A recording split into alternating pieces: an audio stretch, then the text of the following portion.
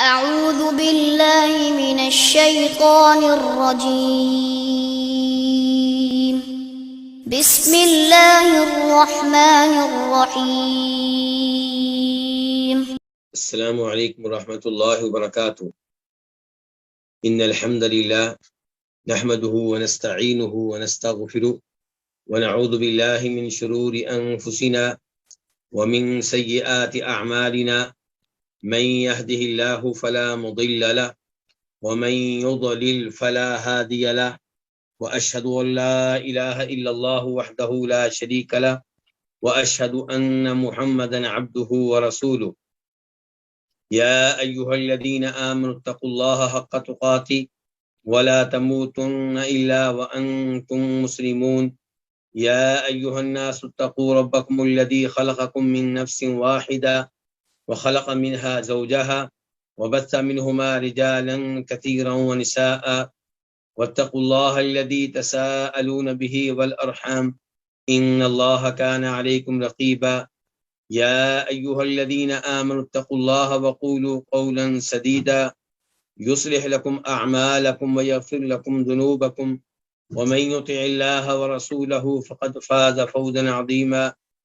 أما بعد فإن خير الحديث كتاب الله وخير الهدي هدي محمد صلى الله عليه وسلم وشر الأمور محدثاتها وكل محدثة بدعة وكل بدعة ضلالة وکل ضلالۃ فی النار. امام بربہاری رحمہ اللہ اپنی مشہور و معروف کتاب شرح سنہ میں مسئلہ نمبر 46 میں فرماتے ہیں وَكُلَّمَا سَمِعْتَ مِنَ الْآثَارِ شَيْئًا مِمَّا لَمْ يَبْلُغْهُ عَقْلُكَ. اور نبی علیہ الصلوۃ والسلام کی احادیث میں سے جو بھی ایسا آپ نے سنا ہے جس تک آپ کی عقل کی رسائی نہیں ہے، آپ کی عقل کی پہنچ نہیں ہے، جیسا کہ فرمان ہے نبی صلی اللہ علیہ وسلم کا قلوب العباد بین اصبعین من اصابع الرحمن، بندوں کو دل رحمان کی انگلیوں میں سے 2 انگلیوں کے درمیان ہے. اور جیسا کہ فرمان ہے نبی کریم صلی اللہ علیہ وسلم کا ان اللہ ینزل الی سماء الدنیا، اللہ رب العزت نزول فرماتے ہیں، اترتے ہیں آسمان دنیا پہ. وَيَنزِلُ يَوْمَ عَرَفَةَ، اور اللہ تعالیٰ اترتے ہیں عرفات کے دن. وَيَنزِلُ يَوْمَ الْقِيَامَةِ، اور اللہ تعالیٰ نزول فرمائیں گے قیامت کے دن. وَإِنَّ جَهَنَّمَ لَا يَزَالُ يَطْرَحُ فِيهَا حَتَّى يَضَعَ عَلَيْهَا قَدَمًا، اور بے شک جہنم میں اللہ رب العزت مسلسل لوگوں کو ڈالتے رہیں گے یہاں تک کہ اس پہ اپنا قدم رکھیں گے. وَقَوْلِ اللَّهِ تَعَالَى لِلْعَبْدِ، اور جیسا کہ اللہ تعالیٰ کا فرمان ہے اپنے بندے سے حدیث قدسی میں ان مشیت الیہ حرولت الیک، اگر تم میری طرف چل کر آؤ گے تو میں تیری طرف دوڑ کر آؤں گا. وقولی، اور جیسا کہ فرمان ہے نبی صلی اللہ علیہ وسلم کا خلق اللہ آدم علی صورتی، اللہ تعالیٰ نے آدم علیہ السلام کو اپنی شکل و صورت پہ پیدا کیا. اور فرمان ہے نبی صلی اللہ علیہ وسلم کا رأیت ربی فی احسن صورت، میں نے اپنے رب کو بہترین شکل و صورت میں دیکھا.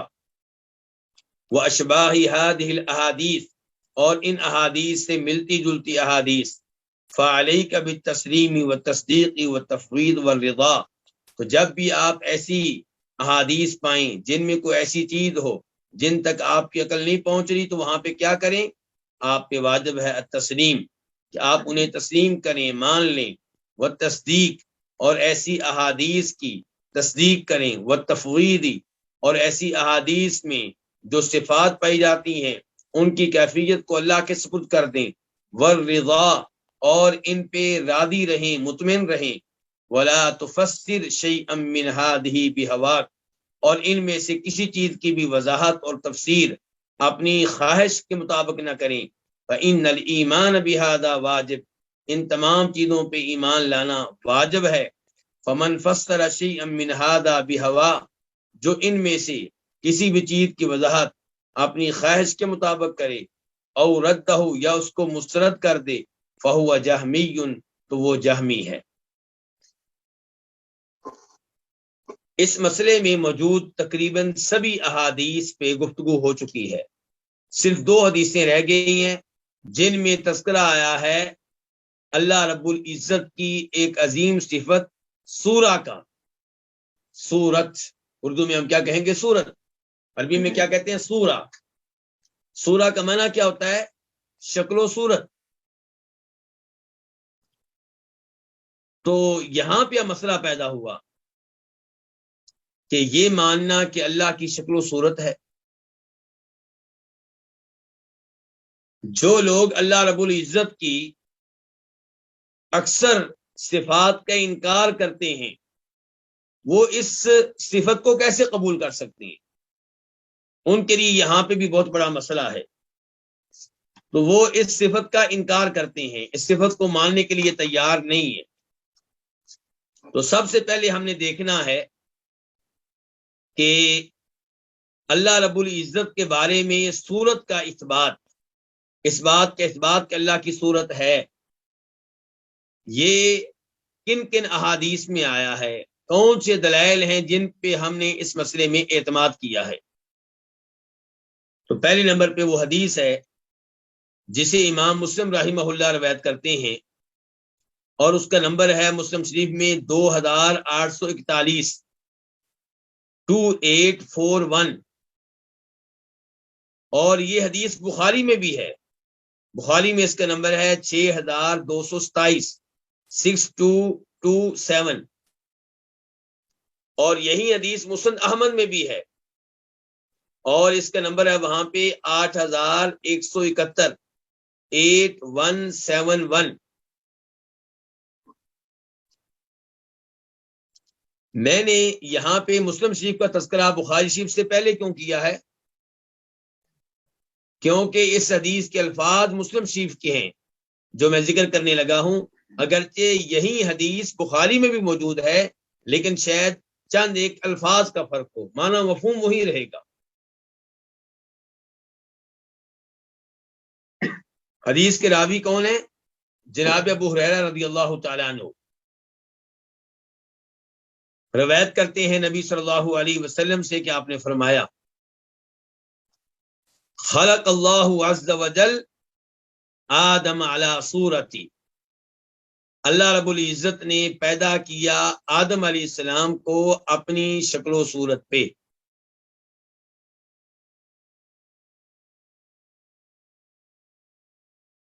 یہاں پہ تھوڑا سا رک جائیں۔ جو لوگ اللہ رب العزت کی صفت صورت کا انکار کرتے ہیں، جو یہ نہیں مانتے کہ اللہ کی صورت ہے، اللہ کی کوئی شکل و صورت ہے، وہ کہتے ہیں کہ اس حدیث کا ترجمہ وہ نہیں ہے جو آپ کرتے ہیں۔ ہم نے پوچھا جی کیا ترجمہ ہے پھر؟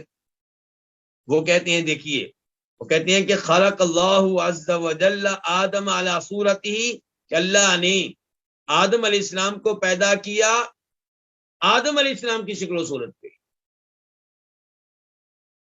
اللہ تعالیٰ نے آدم علیہ السلام کو پیدا کیا آدم علیہ السلام کی شکل و صورت پہ۔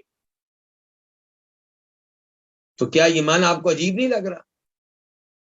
یہ تو ایسی ہے جیسے میں کہوں اللہ تعالیٰ نے عبد الباسط کو پیدا کیا عبد الباسط کی شکل و صورت پہ، اللہ تعالیٰ نے عبد الصمد کو پیدا کیا عبد الصمد کی شکل و صورت پہ۔ تو کیا یہ معنی جچتا ہے؟ کیا یہ معنی بنتا ہے؟ کیا اس سے کوئی فائدہ ملتا ہے اس چیز کا؟ کیا اس سے کوئی نئی معلومات ملتی ہیں؟ کوئی نئی معلومات تو نہیں ملتی۔ یہ تو ہر کوئی جانتا ہے کہ اللہ نے جس کو پیدا کیا ہے اس کو اس کی شکل و صورت پہ پیدا کیا۔ تو اصل بات یہ ہے کہ اللہ تعالیٰ نے آدم علیہ السلام کو پیدا کیا علی صورت ہی، اللہ نے اپنی شکل و صورت پہ پیدا کیا۔ یہ کہ صورت ہی، یہ دو الفاظ ہیں، سورہ اور ہا۔ یہ ہا جو ہے ضمیر، یہ کس جانب جا رہی ہے؟ اللہ رب العزت کی جانب یا آدم علیہ السلام کی جانب؟ ہم کہتے ہیں کہ جا رہی ہے کس کی جانب؟ اللہ رب العزت کی طرف، کہ اللہ تعالیٰ نے آدم علیہ السلام کو پیدا کیا ہے اپنی شکل و صورت پہ، اور وہ کہتے ہیں نہیں جی یہ ضمیر جا رہی آدم علیہ السلام کی طرف کہ اللہ تعالیٰ نے آدم علیہ السلام کو پیدا کیا ہے ان کی شکل و صورت پہ، آدم علیہ السلام کی شکل و صورت. اور صحیح بات کیا ہے کہ اللہ نے پیدا کیا ہے آدم علیہ السلام کو اپنی شکل و صورت پہ. طولہ 60 ذراعا. اب اس کے بعد نئی بات بتائی گئی آدم علیہ السلام کے بارے میں کہ ان کی لمبائی کتنی تھی؟ 60 ہاتھ. کتنی لمبائی تھی؟ 60 ہاتھ. فلما خلقہ، جب اللہ تعالی نے ان کو پیدا کیا، قال، تو اللہ تعالی نے کہا، اذهب، جاؤ، فسلم علی اولئک النفر، ان لوگوں کو سلام کہو. ان لوگوں کو، کن لوگوں کو؟ وہم نفر من الملائکۃ جلوس، اس سے مراد کچھ فرشتے تھے جو بیٹھے ہوئے تھے. تو اللہ تعالیٰ آدم علیہ السلام کو بھیج رہے ہیں کن کی طرف؟ فرشتوں کی طرف. کیوں؟ ان کو سلام کہیں. یہاں پہ غور کیجیے گا، اللہ نے فرشتوں سے نہیں کہا کہ آؤ آ کے میرے آدم علیہ السلام کو سلام کہو. تو یہ اللہ رب العزت کی شان ہے. کبھی اللہ تعالیٰ فرشتوں سے کہتے ہیں آدم علیہ السلام کو کیا کرو؟ سجدہ کرو. اور کبھی اللہ رب العزت آدم علیہ السلام سے کہہ رہے ہیں کہ آپ جائیں، یہ فرشتے بیٹھے ہوئے ہیں اور انہیں سلام کہیں. فَاسْتَمِعْ مَا يُحَيُّونَكَ بِهِ، غور سے سنیں وہ آپ کو تحیہ کیسے پیش کرتے ہیں، وہ آپ کو سلام کا جواب کیسے دیتے ہیں. فَإِنَّهَا تَحِيَّتُكَ وَتَحِيَّةُ ذُرِّيَّتِكَ، تو یہ سلام ہوگا آپ کا بھی اور آپ کی اولاد کا بھی. یعنی کہ جو الفاظ یہ فرشتے کہیں گے سلام کے طور پہ، وہی الفاظ آپ نے اپنا لینے ہیں اور وہی الفاظ آپ کی اولاد کے لیے بھی. اب فرشتوں کو علم دیا جانے، اب آدم علیہ السلام کو علم دیا جانے لگا ہے کن کے ذریعے؟ فرشتوں کے ذریعے. فقال، تو آدم علیہ السلام نے انہیں جا کر کیا کہا؟ السلام علیکم، تمہارے اوپر سلامتی نازل ہو.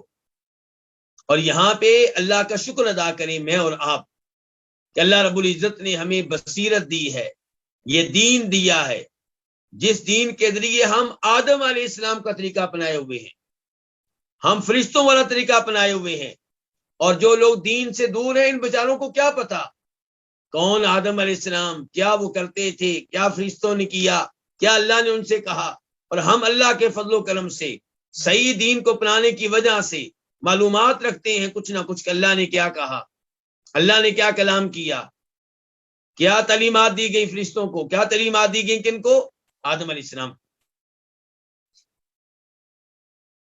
فقالوا، تو انہوں نے آگے سے کیا کہا فرشتوں نے؟ السلام علیک ورحمۃ اللہ، آپ پہ سلامتی ہو اور آپ پہ کیا ہو؟ اللہ کی رحمت ہو. قال فزادوہ ورحمۃ اللہ، تو آدم علیہ السلام نے بھی السلام علیکم کہا، انہوں نے بھی یہی کہا، لیکن اضافہ کس چیز کا کیا؟ ورحمۃ اللہ. اس سے پتہ چلا کہ جب آپ کو کوئی سلام کہے السلام علیکم تو آپ کیا کہیں؟ آپ اضافہ کریں. وعلیکم السلام کے ساتھ کہیں وعلیکم السلام ورحمۃ اللہ. اور اگر وہ کہے آپ کو السلام علیکم ورحمۃ اللہ تو آپ کیا کہیں؟ وعلیکم السلام ورحمۃ اللہ وبرکاتہ. فَكُلُّ مَن يَدْخُلُ الْجَنَّةَ عَلَى صُورَةِ آدم، یہاں پہ فرما رہے ہیں نبی علیہ الصلوۃ والسلام ہر وہ شخص جو جنت میں داخل ہوگا وہ آدم علیہ السلام کی شکل و صورت پہ ہوگا. کیا مطلب؟ وَطُولُهُ 60 ذراعا، اس کی لمبائی کتنی ہوگی؟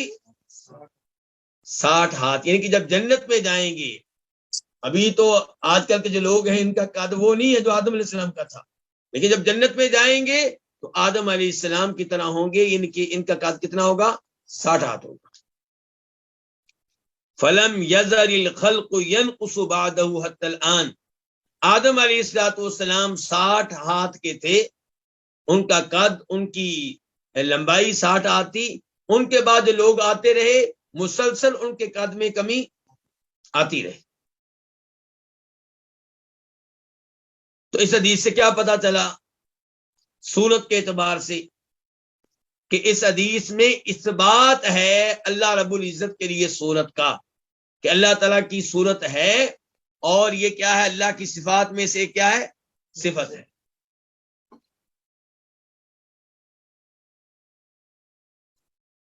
دوسری دلیل یہ وہ حدیث ہے جسے امام مسلم روایت کرتے ہیں، اور اس کا نمبر ہے 2612، 2612۔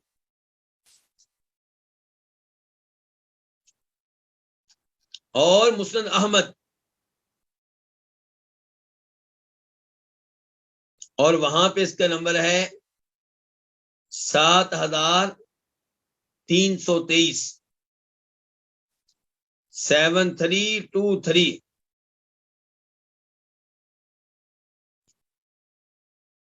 اور اس حدیث کے راوی بھی جناب ابو ہریرہ رضی اللہ تعالی عنہ ہیں،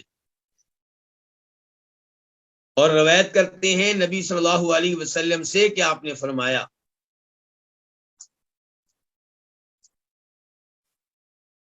اذا قاتل احدکم اخاہ، جب تم میں سے کوئی اپنے بھائی سے لڑائی لڑے، اپنے بھائی سے مراد کون ہے؟ کافر یا مسلمان؟ مسلمان، یعنی کہ کسی مسلمان سے اگر لڑائی ہو جائے، فَلْيَجْتَنِبِ الْوَجْهَ، تو تم میں سے کوئی اپنے بھائی سے لڑنے والا اس کے چہرے سے بچے، چہرے سے اجتناب کرے، یعنی کہ چہرے پہ مارنے کی کوشش نہ کرے۔ اور آج دیکھیں، اگر کسی سے لڑائی ہو جائے تو سب سے پہلے حملہ کس پہ کرتے ہیں؟ چہرے پہ، تھپڑ مارے جاتے ہیں، فخر کیا جاتا ہے۔ فَإِنَّ اللَّهَ خَلَقَ آدَمَ عَلَى صُورَتِهِ، چہرے سے کیوں بچنا ہے؟ چہرے پہ کیوں نہیں مارنا؟ فرماتے ہیں نبی صلی اللہ علیہ وسلم، کیونکہ اللہ تعالیٰ نے آدم علیہ السلام کو پیدا کیا ہے علی صورتہ، ہاں جی، اپنی صورت پہ۔ اب آپ بتائیے کیا یہاں پہ معنی بن سکتا ہے کہ جب تم میں سے کوئی اپنے بھائی سے لڑے تو چہرے سے بچے، کیونکہ اللہ نے آدم علیہ السلام کو آدم علیہ السلام کی صورت پہ پیدا کیا ہے، اس لیے۔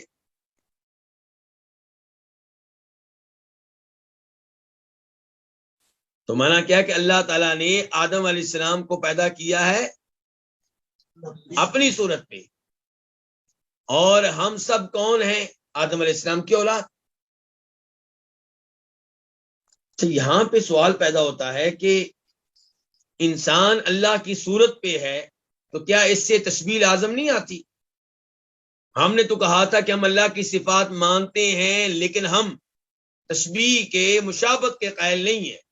ہم یہ نہیں کہتے کہ اللہ رب العزت کی صفات بندوں کی طرح ہیں۔ اب بتائیے یہاں پہ کیا کرنا ہے جی؟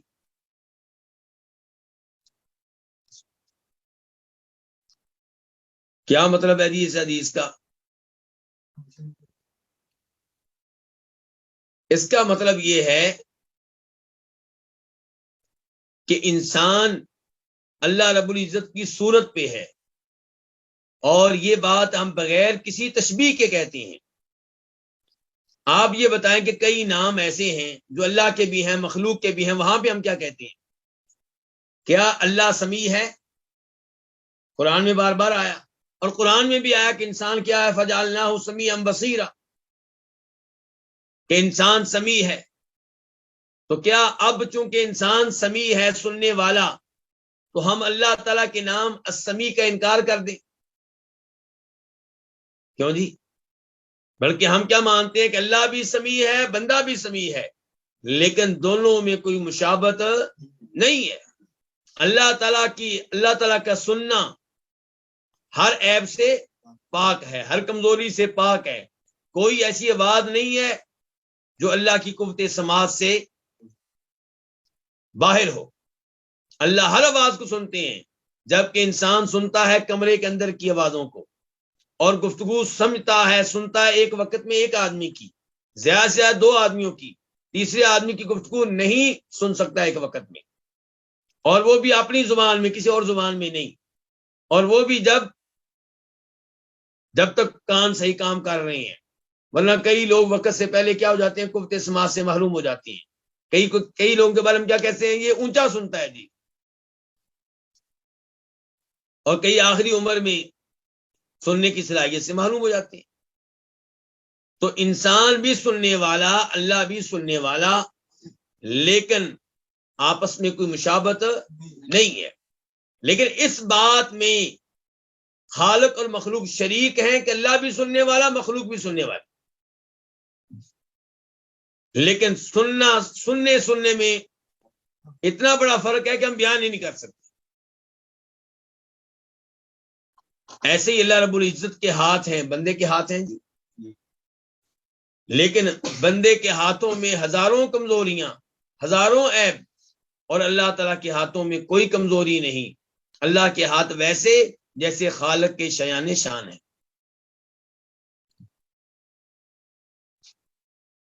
اللہ تعالیٰ کا چہرہ ہے جی، ہے جی، قرآن میں آیا وَيَبْقَى وَجْهُ رَبِّكَ ذُو الْجَلَالِ وَالْإِكْرَامِ، کہ سب لوگ ختم ہو جائیں گے، تیرے رب کا چہرہ رہے گا، وہ ختم ہونے والا نہیں ہے۔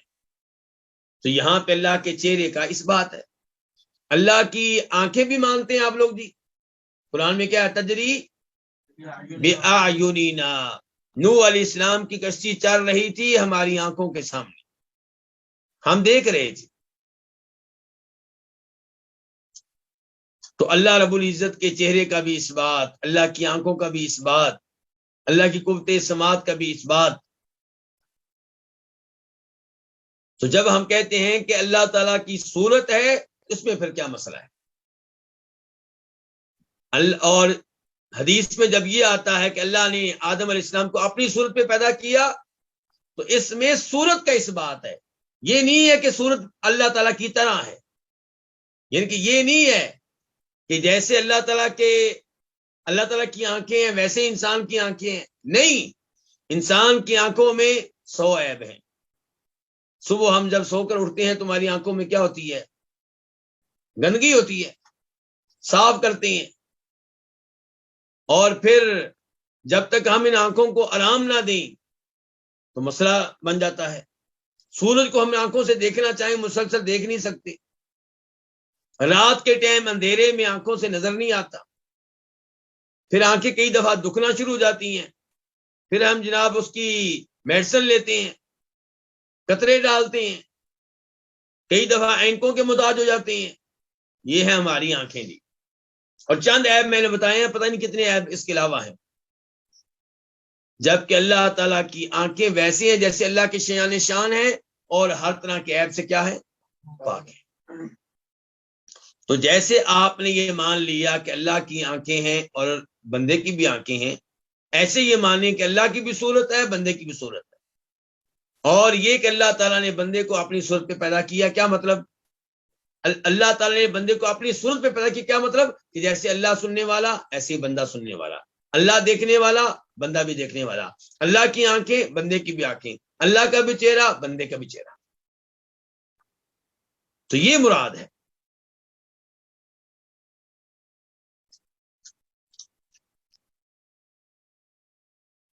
اور شاید میں اس کے نمبر سے نہ لکھوا سکوں، لیکن حدیث آپ کے ذہن میں ہوگی، حدیث شفاعت، جو لمبی حدیث ہے شفاعت کے بارے میں، اس میں آتا ہے کہ اللہ تعالیٰ کہیں گے، آواز دیں گے، ہر کوئی اس کی پیروی کرے، اس کے پیچھے لگے جس کی دنیا میں عبادت کرتا رہا۔ سورج کی عبادت کرنے والے سورج کے پیچھے لگ جائیں گے، چاند کی عبادت کرنے والے چاند کے پیچھے چل پڑیں گے، اور دیگر جو طاغوت ہوں گے ان کی پوجا کرنے والے ان کے پیچھے چل پڑیں گے۔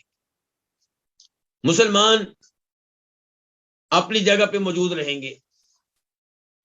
تو اللہ رب العزت آئیں گے، اور یہ حدیث بخاری مسلم کی ہے، اللہ تعالیٰ آئیں گے ان کے پاس اپنی اس صورت کے علاوہ، وہاں پہ بھی لفظ کیا آیا؟ صورت، بخاری مسلم کی حدیث، اللہ تعالیٰ آئیں گے اپنی اس صورت کے علاوہ جس صورت کو وہ لوگ جانتے ہوں گے، پہچانتے ہوں گے۔ تو اللہ تعالیٰ کہیں گے میں تمہارا رب ہوں، وہ کہیں گے نہ،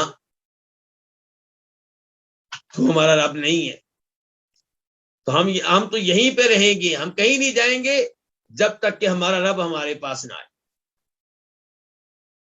اور اس حدیث میں آنے کا بھی تذکرہ ہے، اللہ تعالیٰ کے آنے کا۔ پھر اللہ رب العزت آئیں گے اپنی اس صورت میں جس کو یہ لوگ جانتے ہوں گے، تو جب اللہ تعالیٰ آئیں گے تو یہ لوگ پہچان لیں گے۔ تو اس میں بھی صورت کا اثبات ہے اللہ رب العزت کے لیے۔ امام بربہاری نے سوچ سمجھ کر ان احادیث کا انتخاب کیا ہے کہ جو ان احادیث کو مان گیا وہ دیگر احادیث کو بڑی آسانی سے مان جائے گا، اور جو یہاں اڑ گیا تو وہ ممکن ہے دیگر احادیث میں بھی اڑ جائے۔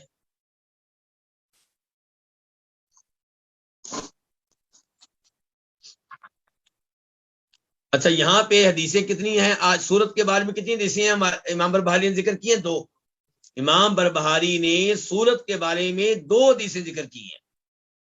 ایک حدیث کے دلائل تو آپ نے لکھ لیے، کون سی؟ کہ اللہ تعالی نے آدم علیہ السلام کو پیدا کیا اپنی صورت پہ۔ اب رہے گی دوسری حدیث، وہ کیا؟ رأیت ربی فی احسن صورہ، کہ میں نے اپنے رب کو دیکھا ہے بہترین صورت میں۔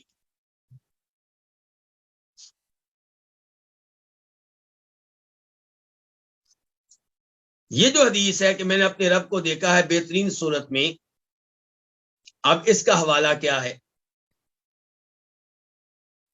یہ کہاں پہ آئی ہے؟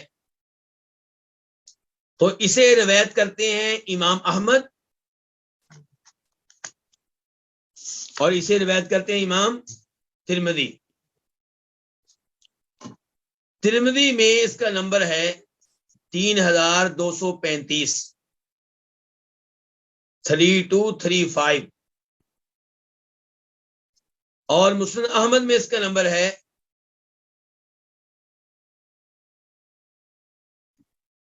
22109، 22109۔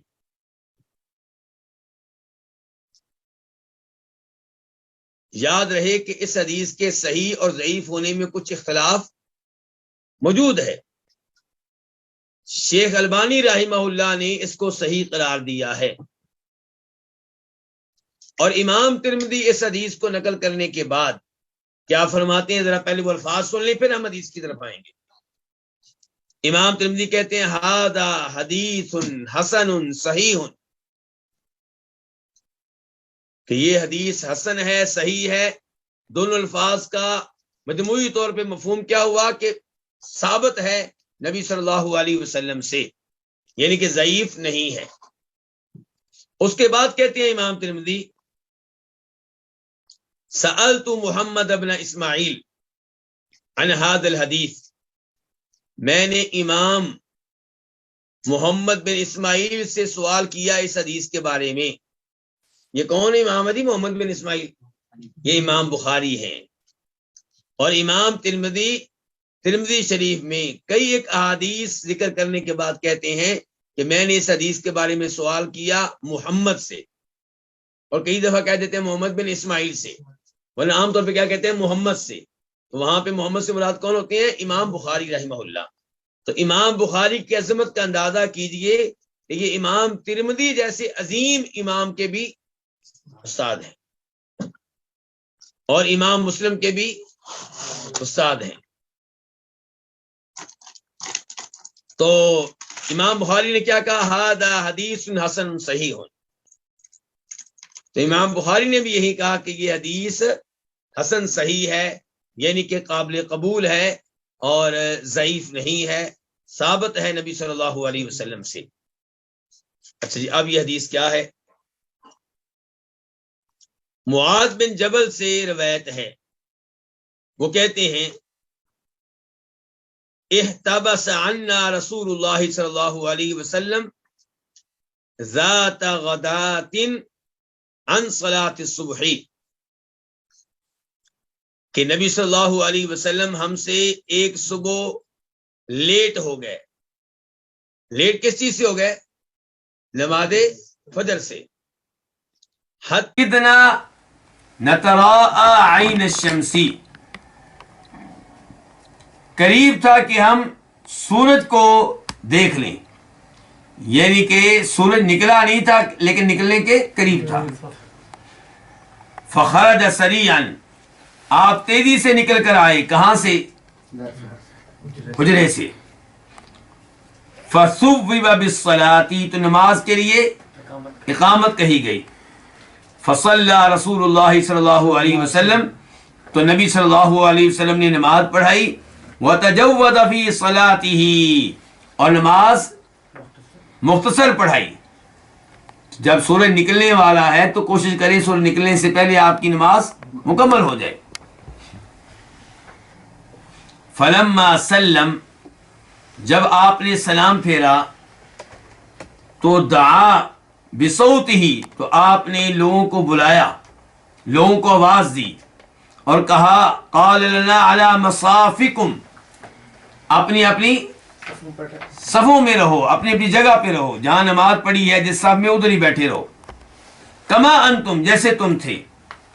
ثم انفطر الینا، پھر آپ نے ہماری طرف متوجہ ہوئے. اور ثم قال، پھر آپ نے کہا اما انی ساحدثکم ما حبسنی عنکم الغداۃ، میں ابھی آپ لوگوں کو بتاؤں گا کہ میں صبح تم لوگوں سے لیٹ کیوں ہوا. انی قمت من اللیل، میں رات کو اٹھا تھا، کس کے لیے؟ تہجد کے لیے. فتوضأت، میں نے وضو کیا. وصلیت ما قدر لی، اور میں نے اتنی نماز پڑھی جتنی نماز میری تقدیر میں لکھی ہوئی تھی. پھر کیا ہوا؟ فنعست فی صلاتی، پھر مجھے نماز میں اونگ آنے لگی. حتی استثقلت، یہاں تک کہ مجھے گہری نیند آ گئی. فَإِذَا أَنَا بِرَبِّي تَبَارَكَ وَتَعَالَى فِي أَحْسَنِ صُورَةٍ، تو اچانک خلاف توقع، خلاف امید، میں اپنے رب کے ساتھ تھا بہترین صورت میں، بہترین شکل و صورت میں. رب کے ساتھ تھا، اس کا مطلب کیا ہوتا ہے کہ رب کو دیکھ رہا تھا، رب کو دیکھ رہا تھا. اور یہاں پہ یہ مسئلہ بھی حل کر لیں کہ کیا نبی علیہ الصلوۃ والسلام نے اللہ رب العزت کا دیدار کیا ہوا ہے؟ تو جواب یہ ہے کہ بالکل نہیں کیا. دلیل کیا ہے؟ دلیل بہت سی حدیث ہے. ان میں سے ایک سیدہ عائشہ کی حدیث ہے، بخاری میں بھی آتی ہے، کہ کہتی ہیں کہ جو یہ کہے کہ نبی علیہ السلام نے اللہ رب العزت کا دیدار کیا، وہ کیا کر رہا ہے؟ جھوٹ بول رہا ہے. دوسرے نمبر پہ حدیث مسلم، جسے روایت کرنے والے ابو ذر غفاری ہیں. وہ کہتے ہیں میں نے پوچھا نبی علیہ الصلوۃ والسلام سے کہ کیا آپ نے اپنے رب کا دیدار کیا ہے؟ فرمایا نور انا اراہ، نور ہے، میں اسے کیسے دیکھ سکتا ہوں. لیکن یہاں پہ آپ کہہ رہے ہیں کہ میں نے اپنے رب کو بہترین صورت میں دیکھا. اب ان احادیث میں اور اس حدیث میں تطبیق کیسے ہوگی؟ جی ہاں، جواب صحیح ہے آپ کا. یہاں پہ تذکرہ ہے رؤیت قلبی کا. قلبی یہ کیا چیز ہوتی ہے؟ دل. یعنی کہ یہاں پہ تذکرہ ہے اس بات کا کہ نبی علیہ الصلوۃ والسلام نے نیند کی حالت میں دل کے ساتھ اللہ تعالیٰ کا دیدار کیا ہے. اور وہاں پہ تذکرہ ہے آنکھوں کے ساتھ دیکھنے کا. تو آنکھوں کے ساتھ اللہ رب العزت کا دیدار نہ موسیٰ علیہ الصلوۃ والسلام نے کیا اور نہ ہمارے نبی جناب محمد الرسول اللہ صلی اللہ علیہ وسلم کر سکے. لیکن جہاں تک تعلق ہے خواب میں دیکھنے کا اللہ تعالیٰ کو، دل کے ساتھ دیکھنے کا، تو بالکل یہ ثابت ہے. اور یہ وہ حدیث ہے جسے روایت کر رہے ہیں معاذ بن جبل، اور عبداللہ بن عباس بھی ایسی حدیث کو روایت کرتے ہیں، وہ بھی ترمذی میں آتی ہے. تو یہاں پہ آپ کہہ رہے ہیں کہ خلاف امید میں اپنے رب کو دیکھ رہا تھا، کس صورت میں؟ بہترین صورت میں. تو یہاں پہ صورت کا اس بات ہوا کہ نہ ہوا کہ اللہ تعالیٰ کی صورت ہے. فقال، تو کہا کس نے؟ اللہ رب العزت نے کہا یا محمد، اے محمد. قلت لبیک ربی، میں حاضر ہوں اے میرے رب. اور یہاں پہ دیکھیے کہ اللہ رب العزت نے نبی علیہ الصلوۃ والسلام کو محمد کہہ کے مخاطب کیا ہے صلی اللہ علیہ وسلم. پورے قرآن میں کہیں بھی اللہ رب العزت نے نبی علیہ السلام کو محمد کہہ کے مخاطب نہیں کیا، بلکہ آپ کے اوصاف کے ذریعے مخاطب کیا. یا ایھا النبی، یا ایھا الرسول، یا ایھا المدثر، یا ایھا المزمل. لیکن یہاں پہ آپ کا نام لیا ہے. تو بہرحال خالق ہے، مخلوق ہے. اگرچہ نبی علیہ السلام تمام انسانوں میں سب سے افضل ہیں، سب سے اعلیٰ ہیں، سب سے مقدس ہیں، سب سے محترم ہیں، لیکن ہے مخلوق.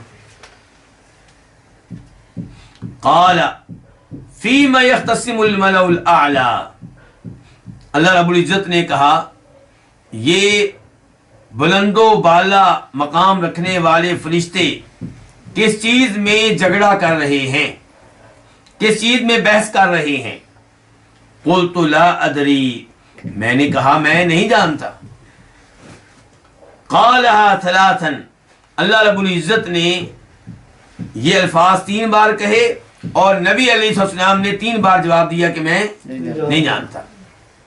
قال، آپ فرماتے ہیں فرأیتہ، پھر میں نے اللہ رب العزت کو دیکھا کہ وضع کفہ بین کتفیہ، کہ اللہ رب العزت نے اپنی ہتھیلی رکھی میرے 2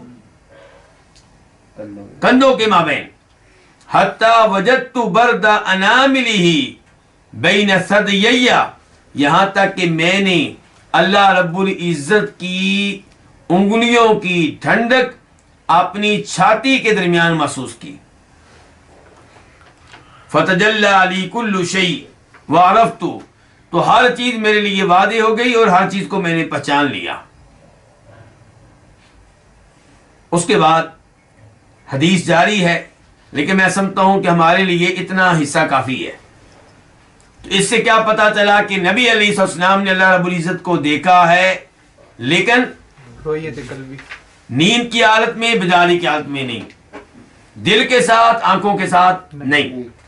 دوسرے نمبر پہ اس حدیث سے پتا چلا کہ اللہ رب العزت کی صورت ہے، تو ہمارا ایمان مزید پختہ ہو گیا اس بات پہ کہ اللہ کی صفات میں سے ایک صفت کیا ہے؟ صورت. تو اللہ رب العزت کی صفات میں سے ایک صفت کیا ہے؟ صورت.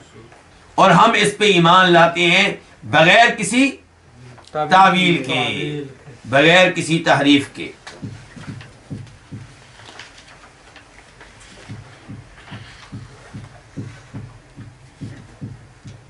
یہاں پہ میں امام ابن تیمیہ رحمہ اللہ کی ایک عبارت آپ کے سامنے رکھنے لگا ہوں. وہ فرماتے ہیں کہ لفظ الصورت فی الحدیث کسائر ما ورد من الاسماء والصفات التي قد يسمى المخلوق بها على وجه التقييد، کہ ان احادیث میں جو لفظ صورت آیا ہے یہ ان تمام اللہ کے ناموں اور صفات کی طرح ہے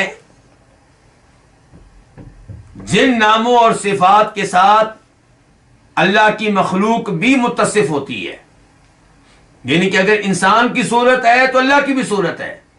تو آپ کو اشکال ہو رہا ہے، آپ کہتے ہیں کہ یہ تو مسئلہ بن جائے گا، آپ تشبیہ سے ڈر رہے ہیں. تو کہتے ہیں بھائی یہ صفت جو ہے اللہ کی دیگر ان صفات کی طرح ہے جن کے ساتھ مخلوق بھی متصف ہوتی ہے. آپ ہاتھ لے لیں، اللہ تعالیٰ کے ہاتھ ہیں، مخلوق کے بھی ہاتھ ہیں. وَإِذَا أُطْلِقَتْ عَلَى اللَّهِ اخْتَصَّتْ بِهِ، تو جب یہ صفات اللہ تعالیٰ پہ استعمال کی جائے تو اللہ کے ساتھ خاص ہوتی ہیں. مثال کے طور پہ علیم، یہ جو لفظ ہے یہ اللہ پہ بھی بولا گیا اور مخلوق پہ بھی بولا گیا ہے. قدیر، اللہ پہ بھی بولا گیا، مخلوق پہ بھی بولا گیا ہے. رحیم، اللہ پہ بھی بولا گیا، مخلوق پہ بھی بولا گیا ہے. سمیع، سننے والا، اللہ پہ بھی بولا گیا ہے، مخلوق پہ بھی بولا گیا ہے. بصیر، دیکھنے والا، اللہ پہ بھی بولا گیا ہے، مخلوق پہ بھی بولا گیا ہے. اور اللہ تعالیٰ نے انسان کو پیدا کیا کس کے ساتھ؟ اپنے دو ہاتھوں کے ساتھ. اور اللہ تعالیٰ کیا ہے؟ عرش پہ مستوی ہیں. تو کہنے کا مطلب یہ ہے کہ انسان کے بھی ہاتھ ہیں، اللہ کے بھی ہاتھ ہیں، اور انسان کا بھی کوئی نہ کوئی عرش ہوتا ہے. اللہ رب العزت کا بھی عرش ہے، لیکن آپس میں کوئی تشبیہ نہیں ہے، کوئی مماثلت نہیں ہے، اور کیفیت بھی ہم بیان نہیں کرتے. پھر ایک اور مقام پہ کہتے ہیں امام ابن تیمیہ وَكَمَا أَنَّهُ لَا بُدَّ لِكُلِّ مَوْجُودٍ مِّن صِفَاتٍ تَقُومُ بِهِ، جیسے ہر مخلوق کی صفات ہوتی ہیں، ہر ایک کی کوئی نہ کوئی صفت ہوتی ہے. آپ کسی بھی چیز کو لے لیں، انسان کو لے لیں، بکری کو لے لیں، آپ جنوں کو لے لیں، آپ فرشتوں کو لے لیں، ہر ایک کے اوصاف ہوں گے. مثال کے طور پہ انسان کے بارے میں آپ کیا کہیں گے کہ انسان وہ مخلوق ہے جو چلتی ہے، جو سوتی ہے. یہ اوصاف ہے نا ہمارے، کھانا پینا، سونا، دیکھنا، گفتگو کرنا، یہ ہمارے کیا ہے؟ اوصاف ہیں. تو ابن تیمیہ کہہ رہے ہیں ہر مخلوق کے ایک اوصاف ہوتے ہیں. فلا بد لكل قائم بنفسه من صورة يكون عليها، تو ہر ایک کے اوصاف ہوتے ہیں اور ہر ایک کی صورت بھی ہوتی ہے. ہر ایک کی کوئی نہ کوئی صورت ہوگی نا. انسان کی صورت ہے کہ انسان کا چہرہ ہوتا ہے، انسان کی آنکھیں ہوتی ہیں، انسان کے دانت ہوتے ہیں، انسان کے ہاتھ ہوتے ہیں، انسان کے پاؤں ہوتے ہیں، انسان کی گردن ہوتی ہے، انسان کا سر ہوتا ہے. یہ کیا ہے؟ انسان کی کیا ہے؟ ایک صورت ہے.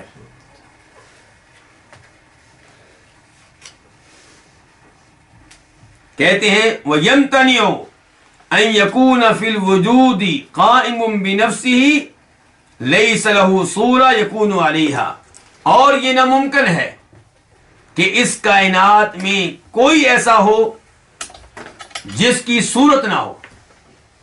ہر ایک کی کوئی نہ کوئی کیا ہوگی؟ صورت ہوگی.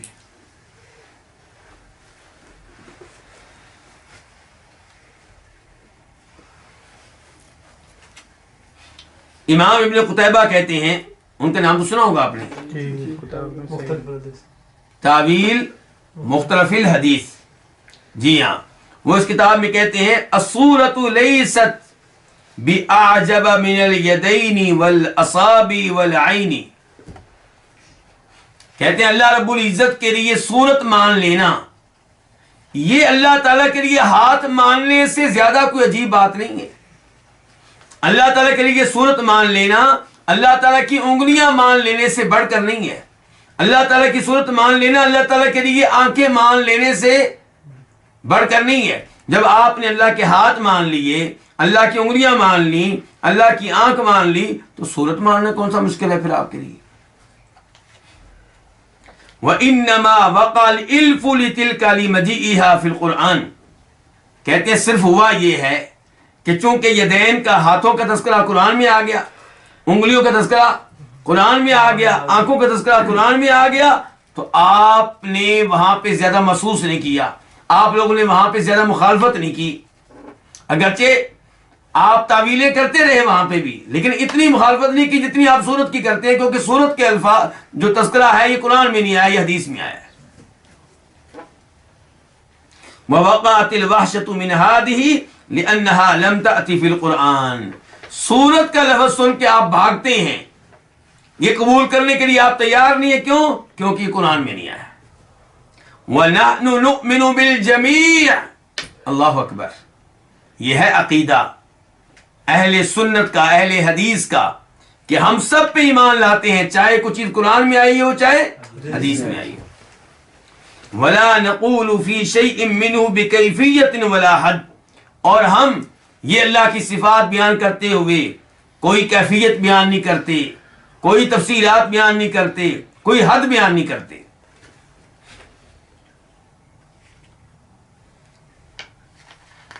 اور شیخ ابن باز رحمہ اللہ سے اسی صفت کے بارے میں سوال کیا گیا تو انہوں نے کیا کہا تھا؟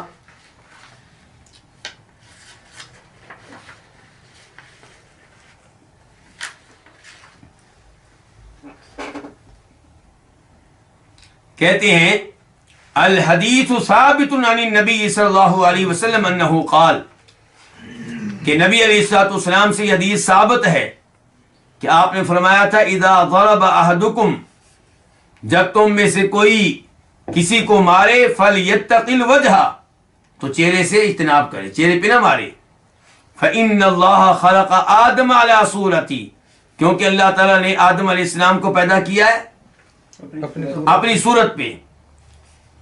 وفی لفظ آخر، شیخ ابن باز کہتے ہیں ایک اور حدیث میں یہ الفاظ ہیں علی صورت الرحمن، کہ اللہ تعالیٰ نے آدم علیہ السلام کو پیدا کیا ہے رحمان، یعنی کہ اپنی شکل و صورت پہ. کہتے ہیں وَهَذَا لَا يَسْتَلْزِمُ تَشْبِيهَ وَتَمْثِيلَ، جب آپ اللہ کے لیے مانتے ہیں صورت تو اس سے لازم یہ نہیں آتا کہ اللہ تعالیٰ کی صورت بندے کی صورت کی طرح ہے، اس سے مشابہت یا تشبیہ لازم نہیں آتی. کہتے ہیں وَالْمَعْنَى عِنْدَ أَهْلِ الْعِلْمِ، اس صفت کا معنی کیا ہے اہل علم کے ہاں؟ کہتے ہیں اہل علم کے ہاں اس صفت کا مطلب یہ ہے کہ ان اللہ خلق آدم، اللہ نے آدم علیہ السلام کو پیدا کیا سمیعا بصیرا، کہ وہ سننے والا ہے، دیکھنے والا ہے، متکلما اذا شاء، جب چاہتا ہے گفتگو کرتا ہے، وہذا وصف اللہ، اور یہی اللہ کے اوصاف ہیں کہ اللہ بھی سننے والا ہے، دیکھنے والا ہے، گفتگو کرنے والا ہے، اور اللہ کا بھی چہرہ ہے. ولیس المعنی تشبیہ و تمثیل، کہتے ہیں مطلب یہ نہیں ہے کہ آپ مشابہت دیں اللہ تعالیٰ کو مخلوق کے ساتھ، بالکل یہ ہمارا مقصد نہیں ہے. بل صورت التی للہ غیر صورت التی للمخلوق، بلکہ اللہ کی جو شکل و صورت ہے، بل صورت التی للہ غیر صورت التی للمخلوق، اللہ کی جو شکل و صورت ہے وہ شکل و صورت کے علاوہ ہے جو کس کی ہے؟ مخلوق کی ہے. کہتے ہیں لیکن ہمارا مطلب صرف اتنا ہے کہ اللہ کے بندہ بھی سننے والا ہے، دیکھنے والا ہے، گفتگو کرنے والا ہے، اور اللہ تعالیٰ بھی سننے والے ہیں، دیکھنے والے ہیں، گفتگو کرنے والے ہیں، اور بندے کا بھی چہرہ ہے، اللہ کا بھی چہرہ ہے، بندے کے بھی ہاتھ ہیں، اللہ کے بھی ہاتھ ہیں، بندے کے پاؤں، اللہ کے بھی پاؤں ہیں. لیکن لیس السمع کالسمع، بندے کا سننا اللہ کے سننے کی طرح نہیں ہے. ولیس البصر کالبصر، بندے کا دیکھنا اللہ کے دیکھنے کی طرح نہیں ہے. ولیس المتکلم کالمتکلم، اور بندہ گفتگو کرنے کے اعتبار سے اللہ کی طرح گفتگو کرنے والا نہیں ہے. بل للہ صفاتہ جل وعلا التی تلیق بجلالہ وعظمتہ، اللہ کی صفات ویسی ہیں جیسے اللہ کے شان ہیں، اور بندے کی صفات ویسی ہیں جیسے بندے کے لائق ہیں. بندے کی صفات میں کیا ہے؟ کمزوریاں ہیں، نقص ہیں، عیب ہیں، اور اللہ کی صفات میں ایسا کچھ نہیں ہے. لیس کمثلہ شیء وہو السمیع البصیر. ایک حدیث میں آتا ہے کہ ان اول زمرۃ تدخل الجنۃ علی صورت القمر، جنت میں جو پہلا گروپ داخل ہوگا ان کی صورت کیسی، وہ کیسے ہوں گے؟ چاند کی شکل و صورت پہ ہوں گے. کس کی شکل و صورت پہ؟ چاند کی. تو کیا پھر وہ انسانی شکل و صورت پہ نہیں ہوں گے؟ یہ کہ چاند کی طرح ایسے ہوں گے؟ کیوں جی؟ مقصد یہ ہے کہ خوبصورتی کے لحاظ سے، نور کے لحاظ سے، چمک دمک کے لحاظ سے وہ کس کی طرح ہوں گے؟ چاند کی طرح ہوں گے. چہرے کے گول ہونے کے لحاظ سے کس کی طرح ہوں گے؟ چاند کی طرح ہوں گے. تو اس لیے یہاں سے بتانا کیا مقصود ہے کہ جب ہم یہ کہتے ہیں کہ اللہ تعالیٰ نے آدم علیہ السلام کو اپنی صورت پہ پیدا کیا، تو اس کا مطلب یہ نہیں ہے کہ تشبیہ ہے، جیسے وہاں پہ تشبیہ نہیں ہے. وہاں پہ اتنا ہے کہ خوبصورتی کے لحاظ سے، یعنی کہ جو انسان جو پہلا گروپ داخل ہوگا جنت میں وہ خوبصورتی کے لحاظ سے چاند کی طرح ہوں گے. ایسے ہی اللہ تعالیٰ نے آدم علیہ السلام کو پیدا کیا اپنی صورت پہ، یعنی کہ جیسے اللہ رب العزت کا چہرہ ہے انسان کا بھی چہرہ ہے، اللہ رب العزت کی آنکھیں ہیں انسان کی بھی آنکھیں ہیں، اللہ رب العزت سننے والے ہیں انسان بھی سننے والا ہے۔ اس قسم کے امور مراد ہیں، تشبیہ مراد نہیں ہے۔ اس کے بعد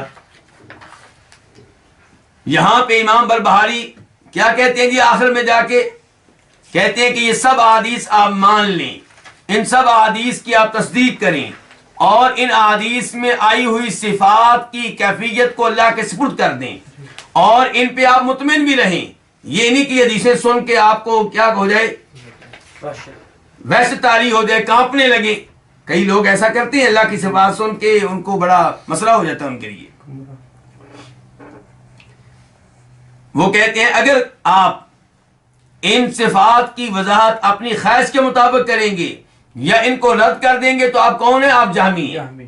یہ جہمی کی وضاحت ہو جائے گی۔ جہمی کیوں کہا جا رہا ہے؟ جہمی کہنے کا مقصد کیا ہے؟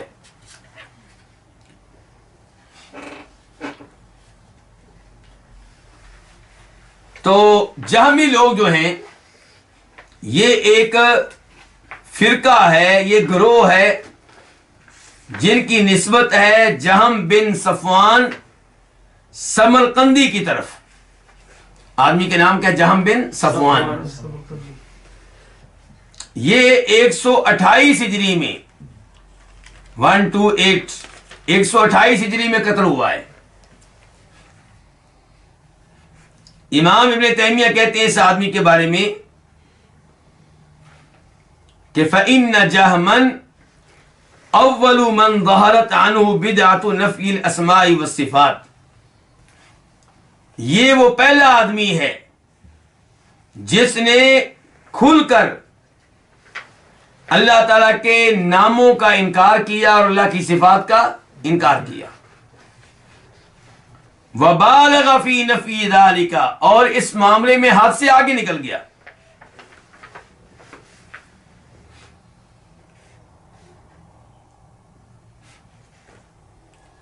اور ایک جگہ پہ امام تیمیہ کہتے ہیں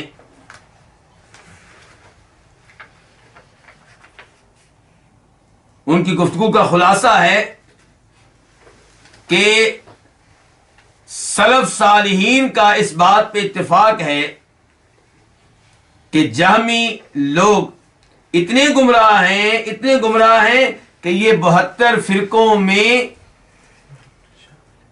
شامل نہیں ہیں۔ یہ اس قدر گمراہ ہے کہ 72 فرقوں میں بھی داخل نہیں ہیں۔ ان کے الفاظ یہ ہے کہ ابن تیمیہ کے الفاظ کا مفہوم یہ ہے کہ بدترین یہ گروہ ہے، حتی اخرجہم کثیر، سب نے نہیں، بہت سے علماء کرام نے ان کو 72 فرقوں سے نکال دیا ہے، 72 فرقوں میں شامل نہیں کیا۔ آپ نے کہا تھا نا اللہ کے رسول علیہ الصلوۃ والسلام نے میری امت 73 فرقوں میں تقسیم ہو جائے گی، ایک جنت میں جائے گا، ایک کامیاب ہوگا، تو باقی کیا ہوں گے؟ گمراہی پہ ہوں گے 72۔ تو ان کو بہت سے علماء کرام نے 72 میں بھی شامل نہیں کیا۔ اب ان کے بڑے بڑے عقائد، 4-5 عقائد کا تذکرہ کروں گا۔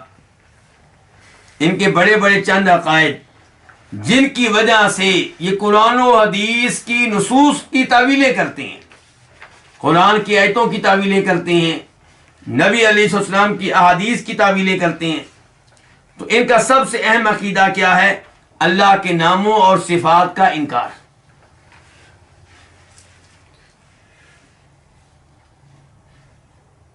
تو اس لیے آج اگر کوئی آدمی اللہ کی چند صفات کا انکار کرتا ہے تو اسے کیا کہہ دیا جاتا ہے؟ جہمی، یعنی کہ تجھ میں جہمیوں والی عادت پائی جاتی ہے، تجھ میں جہمیوں والی یہ بری یہ ایک بدعت پائی جاتی ہے۔ اسی لیے کہا امام بربہاری نے کہ جو ان کا رد کرے، انہیں ماننے سے انکار کرے تو کیا ہے؟ وہ جہمی ہے۔ یہ ایسے ہی ہے جیسے آپ اس آدمی کو کہہ دیں جو کسی صحابی کی توہین کرتا ہے کہ تو رافضی ہے، تو کیا ہے؟ رافضی ہے۔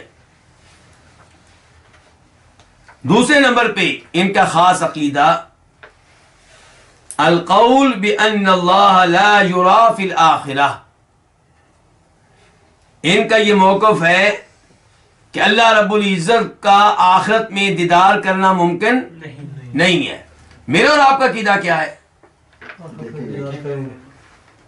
ہمارا عقیدہ یہ ہے کہ دنیا میں اللہ رب العزت کا آنکھوں کے ساتھ بیداری کی حالت میں دیدار ممکن نہیں۔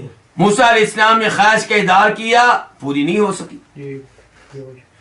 نبی علیہ السلام کے بارے میں ام المومنین کہہ رہی ہیں کہ آپ نے اللہ تعالیٰ کو نہیں دیکھا، ابو ذر کہہ رہے ہیں کہ اللہ کے رسول نے فرمایا نور ہے، میں کیسے دیکھ سکتا ہوں۔ لیکن ہمارا یہ بھی عقیدہ ہے کہ روز آخرت مومنوں کو جو سب سے بڑی نعمت ملے گی وہ یہ ہوگا کہ اللہ کے چہرے کا دیدار کریں گے، اور اس کا ثبوت قرآن سے بھی ملتا ہے اور نبی علیہ السلام کی حدیث سے بھی ملتا ہے۔ مثال کے طور پہ وجوہ یومئذ ناظرہ الی ربہا ناظرہ، اللہ تعالیٰ کہتے ہیں اس دن کئی چہرے تر و تازہ ہوں گے، اپنے رب کا دیدار کر رہے ہوں گے۔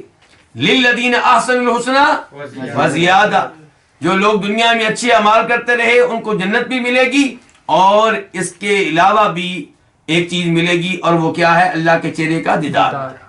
لیکن یہ لوگ کہتے ہیں کہ اللہ رب العزت کا دیدار آخرت میں بھی ممکن نہیں ہے، تو یہ بھی جہمیوں کے عقائد میں سے ایک خاص عقیدہ ہے۔ تیسرے نمبر پہ ان کی گمراہیوں میں سے تیسری بڑی گمراہی القول بأن القرآن مخلوق، یہ موقف رکھنا کہ قرآن کیا ہے؟ مخلوق ہے۔ ہمارا موقف کیا ہے جی؟ قرآن مخلوق نہیں ہے، قرآن اللہ کا کلام ہے۔ جیسے آپ اللہ تعالیٰ کے بارے میں یہ نہیں کہہ سکتے نعوذ باللہ کہ اللہ مخلوق ہیں، اللہ کیا ہے؟ خالق ہیں۔ ایسے اللہ کی صفات جو ہوتی ہیں وہ مخلوق نہیں ہوتی، وہ صفات ہیں۔ آپ نہیں کہہ سکتے نعوذ باللہ کہ اللہ کے ہاتھ مخلوق ہیں، آپ نہیں کہہ سکتے اللہ تعالیٰ کی آنکھیں مخلوق ہیں۔ یہ سب کیا ہے؟ صفات ہیں۔ جیسے خالق ہمیشہ سے، ایسے اللہ کی صفات بھی ہمیشہ سے۔ تو قرآن کیا ہے؟ یہ اللہ تعالیٰ کی صفت ہے، یہ مخلوق نہیں ہے۔ اور یہی وہ عقیدہ ہے جس کی خاطر بہت سے علماء کرام نے شہادتیں قبول کی، بہت سے علماء کرام نے کوڑے کھائے، بہت سے علماء کرام جیل گئے، اور خاص طور پہ اس معاملے میں ایک مقام رکھتے ہیں کون؟ امام احمد ابن حنبل رحمہ اللہ۔ نمبر 4 ان کے خاص عقائد میں سے الاعتقاد بأن اللہ لا يتکلم، یہ عقیدہ رکھتے ہیں کہ اللہ تعالیٰ گفتگو نہیں کرتے، اللہ تعالیٰ کلام نہیں کرتے۔ اب آپ کہیں گے قرآن میں تو بار بار آیا اللہ نے کہا، اللہ نے کہا، اللہ نے فلاں نبی سے یہ کہا، حدیث میں بار بار آتا ہے اللہ نے جبریل علیہ السلام سے یہ کہا، فلاں سے یہ کہا، تو ان کا آپ کیا کریں گے پھر؟ کہتے ہیں کہ وہ اللہ نے کلام پیدا کیا ہے، اللہ خود کلام کرتا نہیں ہے، اللہ نے کلام کو کیا کیا ہے؟ پیدا کیا ہے۔ مثال کے طور پہ جب موسیٰ علیہ السلام طور پہاڑ پہ گئے تو وہاں پہ جو کلام موسیٰ علیہ السلام نے سنا وہ کلام خود اللہ نے نہیں کیا، اللہ نے پیدا کر دیا اسے کس میں؟ درخت میں۔ جو وہاں پہ درخت تھا وہ گفتگو کر رہا تھا۔ کتنا غلیظ اور بدترین عقیدہ ہے یہ، جبکہ قرآن میں یہ آتا ہے، لقمان قرآن میں یہ آتا ہے کہ آواز کیا آئی تھی؟ انی انا ربک، آواز کیا آئی تھی؟ انی انا ربک، کہ میں تمہارا رب ہوں۔ اب انسان پوچھیں جہمیوں سے، کیا درخت کہہ رہا تھا کہ میں تمہارا رب ہوں؟ نعوذ باللہ مخلوق کی یہ جرت کہ وہ کہے اور نبی سے کہے کہ میں تمہارا رب ہوں۔ تو یہ ہوتی ہیں نتائج کس عقیدے کے؟ غلط عقیدے کے۔ غلط عقیدہ جب بھی آپ لے کر آئیں گے تو وہاں ایسے ہی مسائل پیدا ہوں گے. تو صحیح بات یہ کہ اللہ تعالیٰ کلام کرتے ہیں. کلام کرنا عیب ہے کہ خوبی ہے؟ جب یہ خوبی ہے تو پھر اس کی نفی یہ لوگ کیوں کرتے ہیں اللہ رب العزت سے؟ اور اللہ نے اپنی اس خوبی کا تذکرہ بار بار قرآن میں کیا ہے اور نبی علیہ السلام نے احادیث میں کیا ہے. قرآن کریم کے 30 پارے اللہ کا کلام نہیں تو اور کیا ہے؟ 5ویں نمبر پہ الغلو فی اثبات القدر.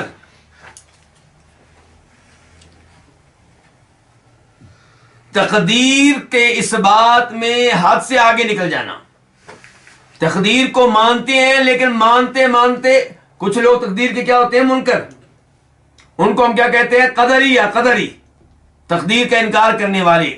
قدر تقدیر، قدری تقدیر کا انکار کرنے والا. اور یہ کیا ہے؟ یہ تقدیر کو مانتے ہیں تو اس معاملے میں حد سے آگے نکل گئے. تقدیر کو ماننے میں حد سے آگے نکل جانا. والقول، اور یہ موقف رکھنا بأن العباد مجبورون على افعالهم، کہ بندے جو ہیں یہ جو کچھ کرتے ہیں یہ ان کے اختیار میں نہیں ہے. انسان جو کچھ بھی کرتا ہے اس میں اس کا کوئی اختیار یا ارادہ یا عمل دخل نہیں ہے، یہ اس سے کروایا جاتا ہے. تو نہ ہی فلیس لہم قدرۃ، بندوں کی کوئی بندوں کے پاس کوئی طاقت نہیں ہوتی کام کرنے کی. او ارادہ، تو نہ ان کا کوئی ارادہ ہوتا ہے. او اختیار، نہ ان کا کوئی اختیار ہوتا ہے.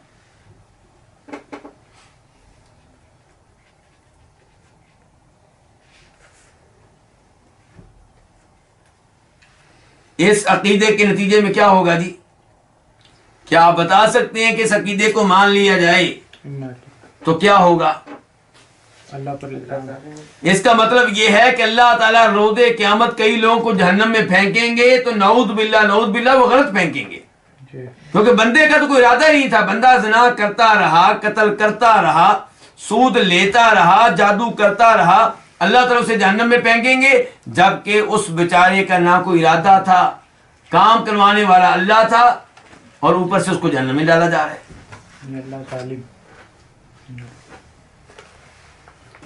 جبکہ اللہ رب العزت قرآن حکیم میں بار بار کہتے ہیں کہ تمہارا رب بندوں پہ ظلم کرنے والا، وما ربک بظلام للعبید، اللہ تعالیٰ بندوں پہ کسی قسم کا ظلم کرنے والا نہیں ہے.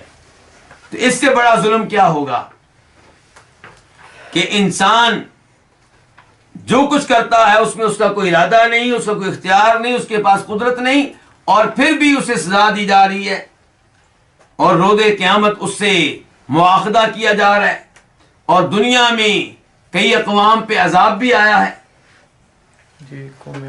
آپ قوم لوط کو آپ لے لیں، ان کے اوپر عذاب آیا.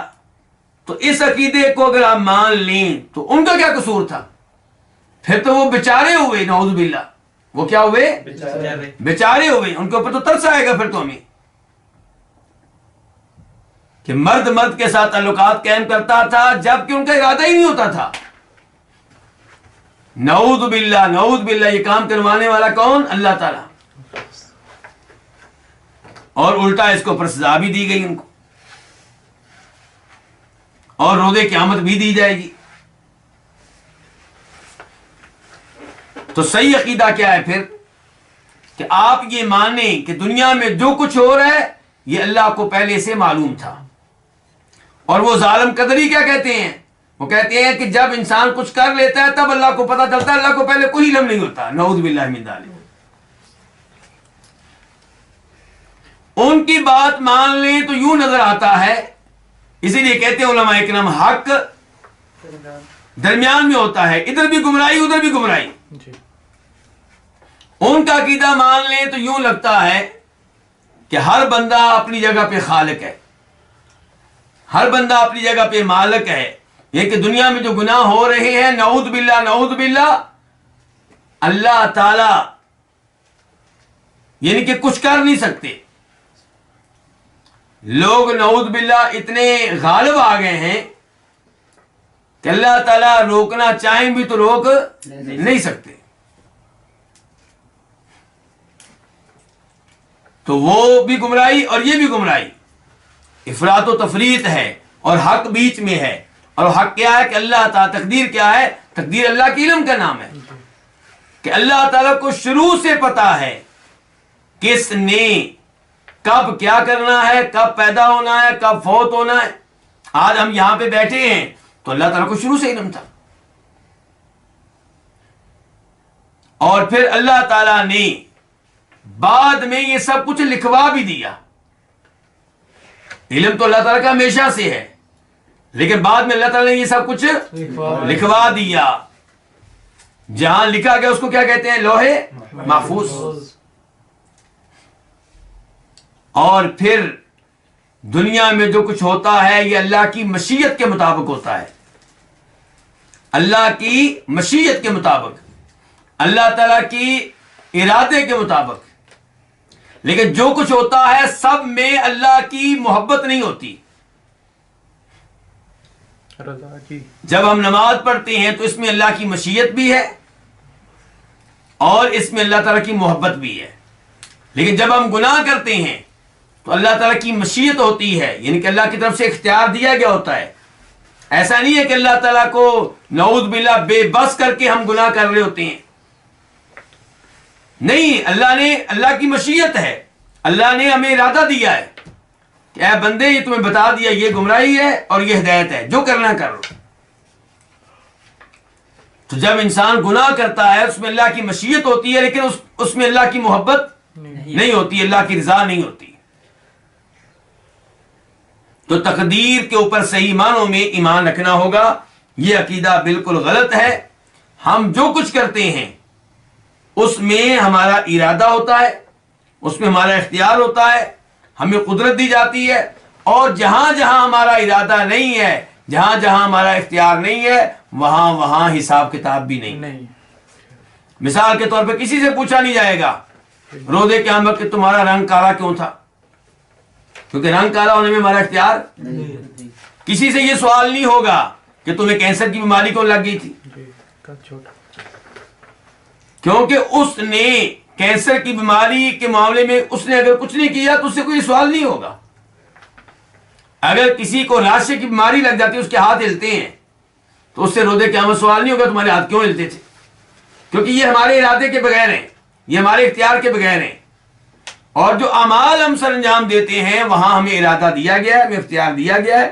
اسی لیے ہمارا حساب کتاب ہوگا، اسی لیے جنت جہنم کے فیصلے ہوں گے. اسی لیے کئی لوگوں کو اللہ تعالیٰ انعام دیں گے اور کئی لوگوں کو اللہ تعالیٰ عذاب دیں گے.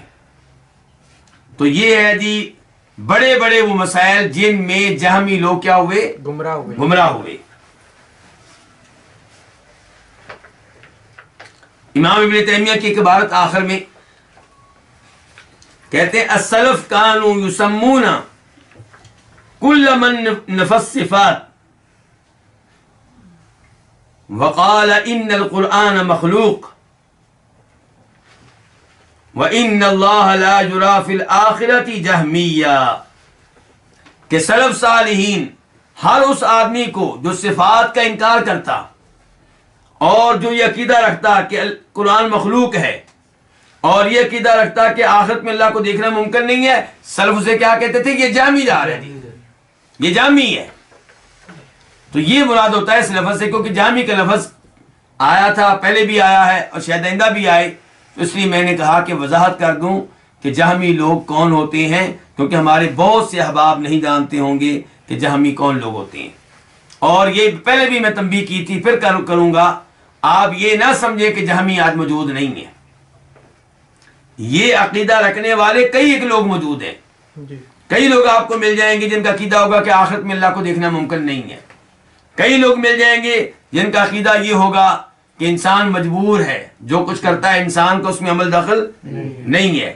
اور کئی مل جائیں گے آپ کو جن کا عقیدہ ہوگا قرآن کیا ہے؟ مخلوق ہے. اللہ رب العزت سے دعا ہے کہ اللہ تعالی ہمیں صحیح معنوں میں عقیدہ سیکھنے کی، دین سیکھنے کی، قرآن سیکھنے کی، حدیث سیکھنے کی توفیق بخشے اور اللہ تعالی ہر طرح کی گمراہیوں سے محفوظ رکھے. تو یہ اس کے ساتھ ہی مسئلہ نمبر 46 اپنے اختتام کو پہنچا. اور اس کے بعد مسئلہ نمبر 47 ہوگا. وصلی اللہ تعالی علی نبینا محمد وعلی آلہ وصحبہ اجمعین. جزاکم اللہ خیر.